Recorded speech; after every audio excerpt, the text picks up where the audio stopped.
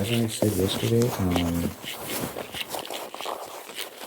I'ma pool it with the uploads. I think Monday and Sunday. Mondays positive affirmation, so that would be extra video on Mondays, and then Saturday. So Saturday, Monday will be the day that I feel Christ. Saturday Bible studies, the extra videos. Monday is positive affirmation. So yeah. I might have other days, like I might have a gaming video or something like that, where I upload again. So Saturday Bible study could be the extra video, and then Monday and other days I feel like uploading something extra.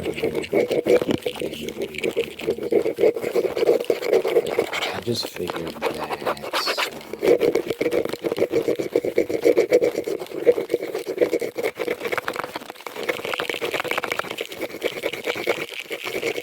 I found myself not knowing, which is not good. You don't know what you're doing. And these regular videos,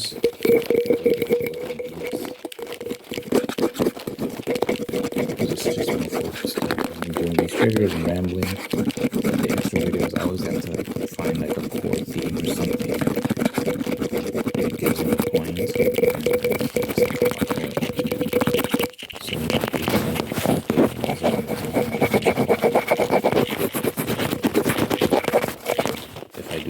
Extra video. Seems a cool idea, gentlemen.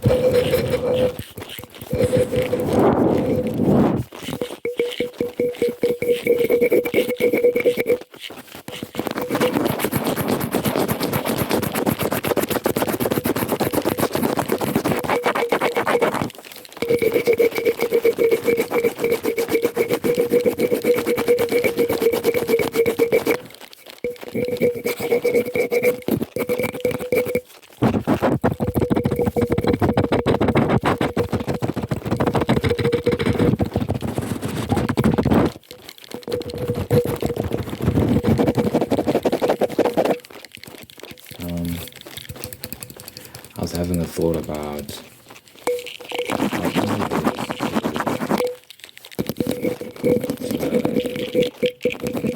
fixate on someone's physical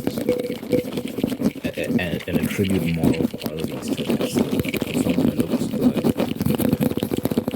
sometimes I really do think this is a thing. If someone looks good, people assume that maybe they're a good person. We treat them as if. And yesterday I did post on my community tab the concept of, even the concept of good people, I do have a problem with, but when you talk about someone being a good person, I think we all know what we mean, just in terms of conduct. It's relative, right? Good as compared to, I don't know, some mass murder or something,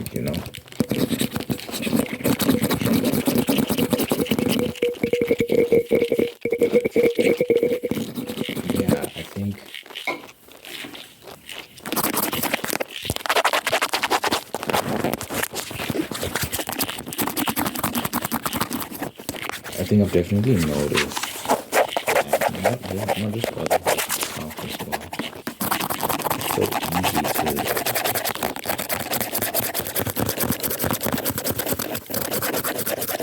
other qualities onto someone because they look good. And people make judgments based on that and they make big decisions. So like, I'm gonna be with this person because they're pretty and they must have a lot of going for them. That's not always the case. So you have to be careful about how you select. It's not enough for someone to look good. They have to conduct themselves in a way that assures you that in the long term,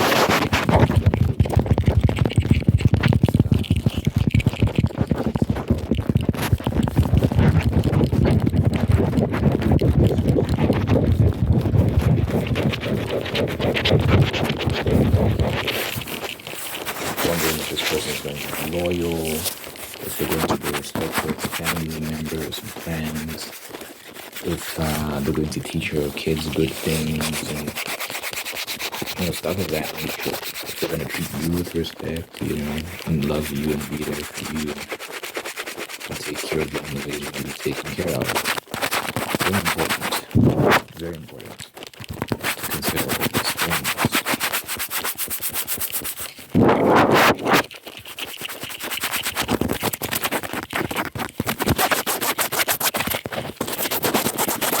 A lot of people fall for that trap.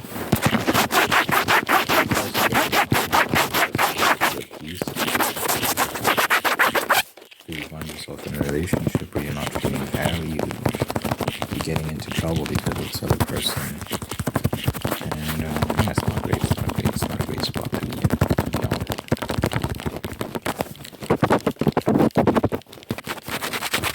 To be honest.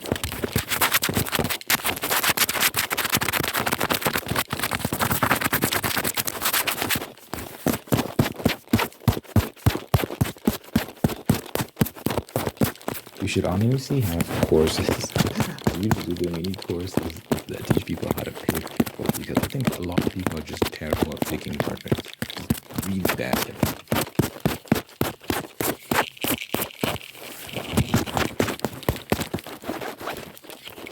I just feel like there's just so much that goes into the selection process. I think people rely purely on feelings, but feelings aren't enough. When you understand feelings and what they are and how they work, you'll understand that it's not enough, because your feelings can really fizzle out, or they might not be enough to overcome like genuine problems you might have in a relationship. If you're not compatible, if the other person is not, or one or two of you are not.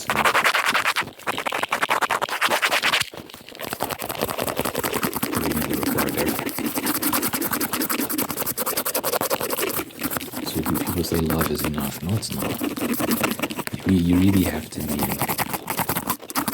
aligned in key areas, and you have to put in a certain amount of effort. And I feel like a lot of people are just not good at that. That selection process and understanding these things. So I really do think we need to enroll people in dating school or something. Teach them the importance of picking properly. Because this is such a big part of our lives, You are the company you keep, so the person you end up marrying is so important. It's like you can't understate it. And that can really make or break your whole life. Like if you tether yourself to the wrong type of person, that can derail all your plans. That can really set you back in big ways. So for me, I'm not in a rush. I'm not in a hurry to get with someone. It's like I like that I'm taking my time and just really focusing on myself right now.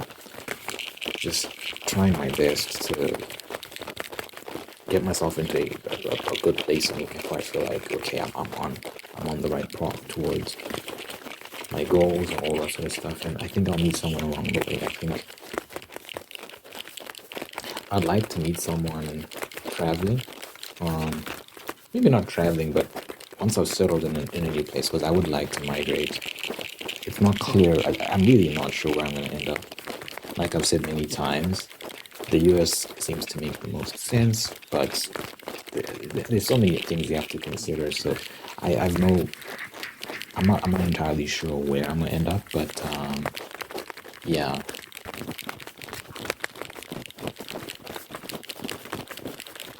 It would be easier to meet someone once you've settled in a new place as opposed to meeting someone now and then asking her to relocate with you. It's a bit tough. But whatever happens. There's only so much you can control, right?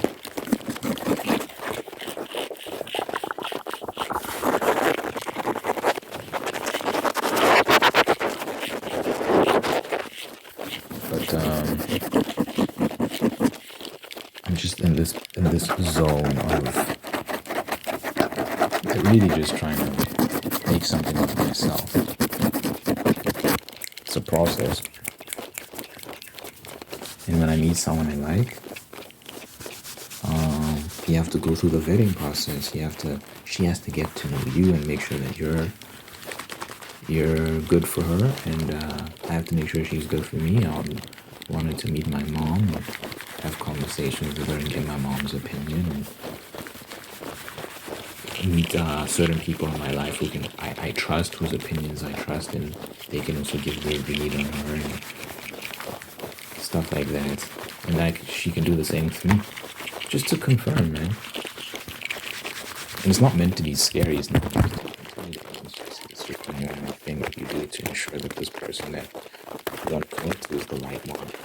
Because, make the wrong choice, you suffer.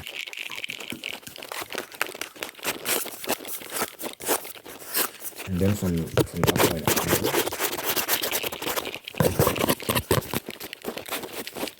it's just like complete and total dedication to making things work, never taking it for granted. And I think a lot of people get very comfortable once they settle into a relationship. They start taking each other for granted. I've seen people, you see it all over the place these days, where people really just assume that you just like it's just easy to just be in a relationship, be married, have someone that's with you forever. But then you find out that when you take people for granted, this day, I actually saw a video of this woman. She was talking about how she's got a husband and he's actually doing a good job. He's good to the kids. He's good to her, but she's like, I'm wild and I want to be wild, and he's just so tame and I'm just not happy. Therefore, I'm fighting for a divorce because I feel like I'm growing and he's not growing. Therefore, I want to leave the relationship. So he didn't do anything to her. He sounds like a chill guy and he's good to the kids, the children they have together. He's got a job. He's got a stable job. Like, life is good. Life is stable. And she's just like, he's boring though, so I want to leave. And there are a lot of people that do that. A lot of people that think that way. And then they leave. And you have to understand, she's first of all, she's not that attractive. To be honest with you, she's not that attractive. And she's up there in age. Either late 30s or early 40s. I don't know. No offense. No offense to anyone who's within that age range. I'm just saying, like, yeah. When you're in the dating market, these are things you have to consider. So now she's leaving her husband. And I don't know what she thinks is going to happen, but I think she's going to find out that it's rough on these streets. It's tough, man. People are struggling to find people. And I don't know what her plan is.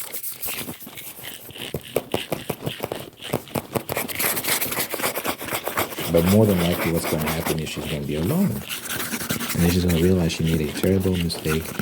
And then she's going to want to try to get back with her husband. But more than likely, a guy like that, he'll find someone else who will take good care of him, appreciates him. And I know someone that I actually personally know someone this happened to. I have a friend he was married, but his ex-wife cheated on him, so he left. They had kids together and whatnot, but she cheated on him, so he left, and he married someone else. Yeah, he's living his best life. You know, his career is just going up. He's like, you know, his life is pretty good. She works for him, which is a weird dynamic. She works under him. I don't know if she found someone. I don't think I think she's still single. And it has to hurt, man. It has to.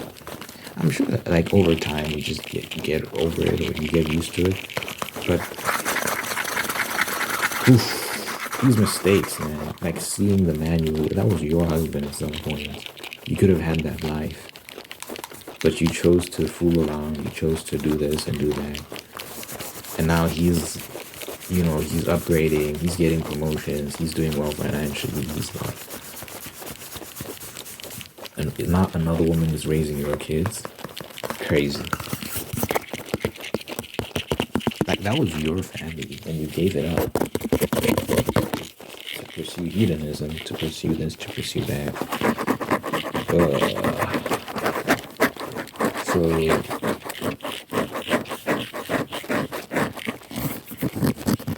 that woman I was talking about in that video, she said, I'm wild, and he's just so...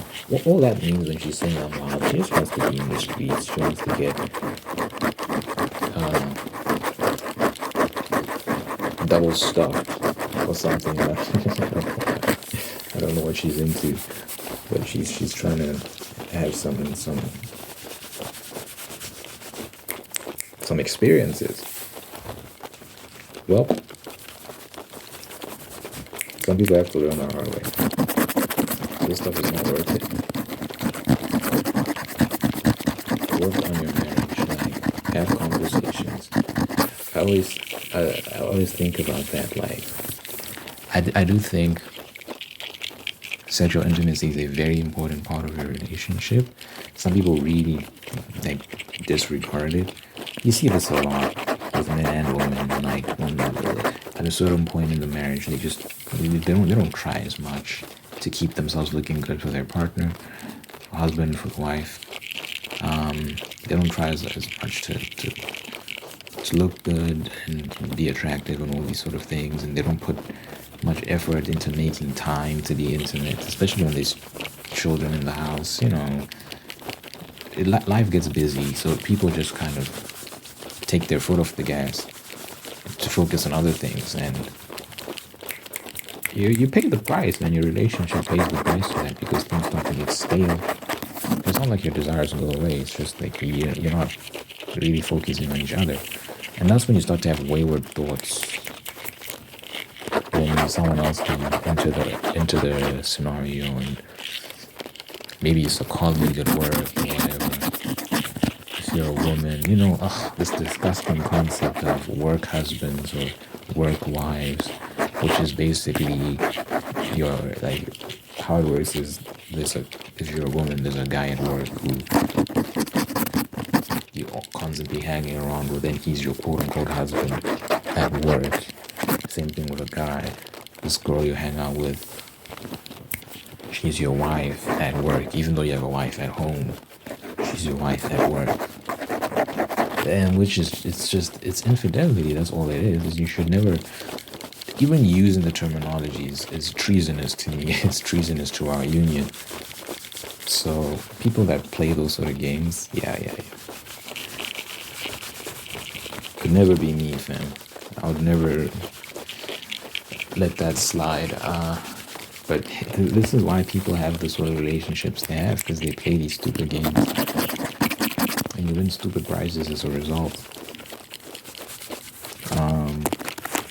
Could never be me.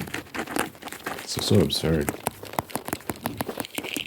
But that is cheating in my view. But then it can just go a step further. You go out for drinks, you get a bit tipsy. Next thing, you're at a hotel, getting drilled. Unacceptable. Getting plowed.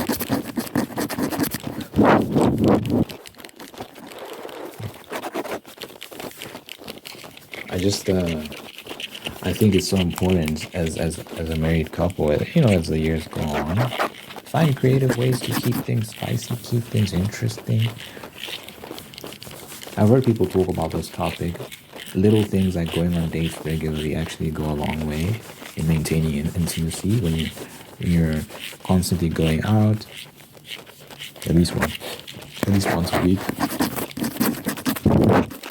And you make time, and you make time. There are people who are so busy, and they find ways to do it. People who run humongous businesses, make millions, and they make time for their relationships. So when people make excuses, I'm too busy, I just don't have time. It's like, well, translation, my relationship is not a priority. Because if it was, you'd make time. It's so easy to make excuses, man. But when you consider that there are people in this world who juggle so many responsibilities despite being so committed to various things, it's just like, what's your excuse as a regular person who works a regular 9 to 5? There's no excuse. There's none. There's none.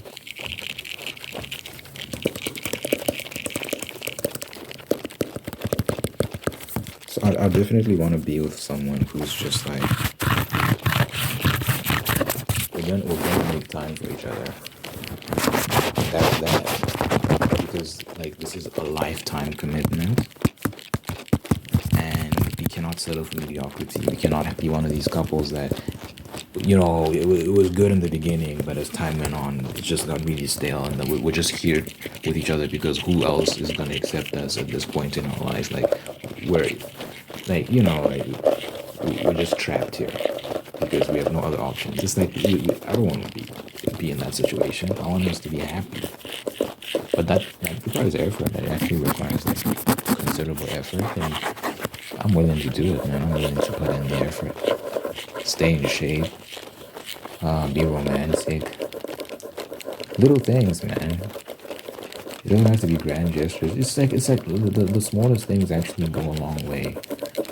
There's some dudes out here who've been married for decades, still out here buying their wives flowers, still writing them cards, getting them gifts when it's not even their birthday.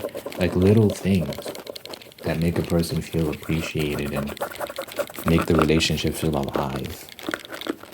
You're still having sex. Like it's an actual commitment y'all have to be physically intimate. So I think about these things, how to avoid a stale marriage, a boring marriage, or worse, it's a marriage that just feels so draining, and it's actually reducing your quality of life because you're just so stressed, you don't like the person you're with. So the first part is the selection process, making sure you pick the right person. A lot of people are very bad at that. Make sure your values align. Make sure that you actually agree on the fundamental things, the important things. You're not going to agree on everything, but you want to agree on the things that are most important to you. And then beyond that, it's like, okay, you have to put in the work. You have to put in the effort. You should want to be the best version of yourself for the sake of the person you're with, because they're shackled to you for life. So make it interesting. And vice versa, that you're so in my case, my wife would be doing the same thing. She'd be trying to make it as pleasant of a ride for me as possible. I'm trying to make it as pleasant as a ride for her as possible. So select the right person and then put in the effort. I'm looking forward to it, man. I'm looking forward to it. I think it'll be a great journey. Marriage is a beautiful thing when it's done right. When it's done right, it's just like, imagine it's just having a life partner, someone to just do life with you. You can always talk to this person. When they want to do something, you always have someone you can go do it with. Like, I think that's a great deal. I think it's a great, phenomenal deal. Just have a life partner for life.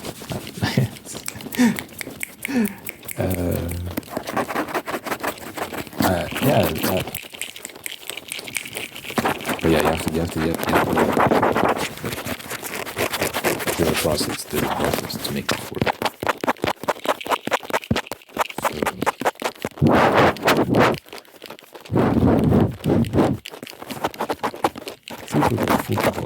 Food for yeah, if you're out here looking for someone, maybe you're talking to someone right now.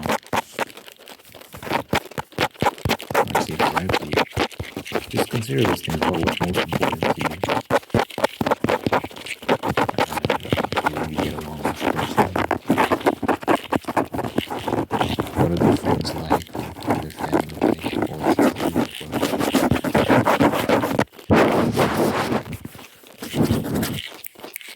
A lot of people go to premarital courses.